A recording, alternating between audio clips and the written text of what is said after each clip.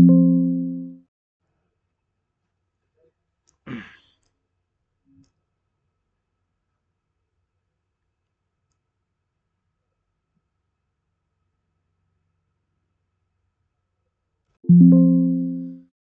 Evening everyone. आज हम लोग बात करेंगे कि स्टैटिक इंडिटरमिनेसी और काइनेमेटिक इंडिटरमिनेसी ऑफ स्ट्रक्चर क्या होती है। तो सबसे पहले हम लोग जानेंगे कि स्ट्रक्चर क्या होता है। स्ट्रक्चर का मतलब होता है कि it is the assembly of connected member, or structure is the assembly of different connected member like truss and simply supported beam। इसको हम टेक्निकली बोल सकते हैं कि when any elastic body is subjected to external loading system, displacement will be developed and internal resistance will be set up to resist against the displacement. This type of elastic body is known as a structure। इसको हम ऐसे समझ सकते हैं simply, यदि कोई structure इस पे लोड आ रही है, हम मान लेते हैं यहाँ पे कोई स्ट्रक्चर है, इस पे कुछ लोड आ रही है W। ओके, तो लोडिंग के बाद क्या होगा, यहाँ पे स्ट्रक्चर कुछ इस तरह से यहाँ पे डिफ्लेक्ट करेगा। तो इलास्टिक बॉडी होने के कारण लोड को हटाने के बाद यदि अपने ओरिजिनल शेप को गेन कर ले, उसे हम स्ट्रक्चर बोलते हैं। ओके, तो ये है हमारे पास सिंपली सपोर्टेड बीम। मैकेनिज्म क्या होता है, यदि लोड आ रही है, लोड को रेजिस्टेंस नहीं कर पा रहा, मतलब कि लोडिंग के बाद स्ट्रक्चर जो है मूवमेंट हो जाएगा, उसको हम मैकेनिज्म बोलते हैं। मैकेनिज्म को हम लोग अगर रिवर्स भी बोल सकते हैं, जो कि ये लोड को रजिस्ट नहीं कर पाता है। हम लोग बात करते हैं कि स्टैटिक इंडिटरमिनेसी क्या होती है। यदि किसी भी स्ट्रक्चर का इसको हम एनालाइज नहीं कर सकते हैं by the equation of equilibrium only.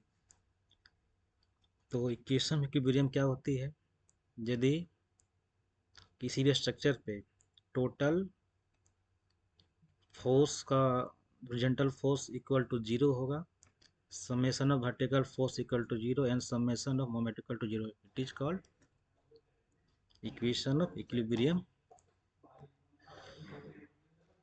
तो टोटल नंबर ऑफ अननोन्स जो हमारे पास है और नोन्स का वैल्यू यदि इक्वल हो रही, उसे हम क्या बोलेंगे, स्टैटिक डिटर्मिनेट बोलेंगे।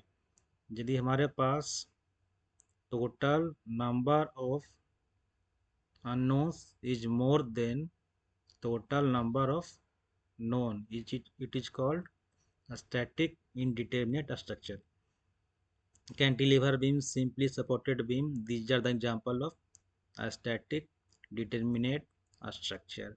And two hinge arch, prop cantilever beam, fixed beam, two hinge arch, these are the example of a static indeterminate structure। तो कैलकुलेशन हम लोग कैसे करेंगे, फाइंड करने के लिए कितना स्ट्रक्चर का डिग्री होगा डिटर्मिनेसी के लिए। इसके लिए होता है static indeterminacy equal to external indeterminacy plus internal indeterminacy, that is D S equal to D S C plus D S I. D S C equal to total support reaction minus equilibrium equation.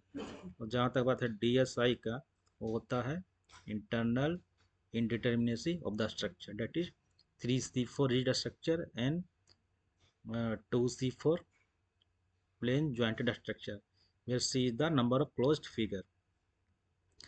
ये हमारे पास prop cantilever beam है। Support A is fix, तो यार unknown is 3 and support B is regular, so unknown is 1, total unknown equal to 4, but we have 3 equation of equilibrium available, so degree of static indeterminacy equal to 1। हम लोग बात करें कि kinematic indeterminacy और degree of freedom क्या होती है। तो किसी भी ज्वाइंट के पास कितनी ट्रांसलेशन और रोटेशन का वैल्यू है। ये हम बोल सकते हैं कि total number of independent translation and rotation at a joint is called kinematic indeterminacy of the structure. तो फिक्स सपोर्ट के पास ना ही ट्रांसलेशन होती है ना ही यहाँ पे रोटेशन होती है, so the freedom equal to 0।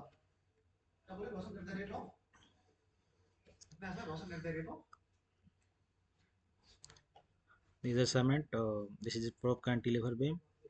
Here d of equal to, that is degree of freedom equal to 2 and 1 is the degree of static indeterminacy। तो ये वेरी इंपॉर्टेंट है कि हम लोग किसी भी स्ट्रक्चरल मेंबर के लिए आप बहुत ज़रूरी है कि कितना स्टैटिक इंडिटरमिनेट और स्टैटिक डिटरमिनेट का वैल्यू अवेलेबल है एनालिसिस पर्पस के व्यू से। Thank you.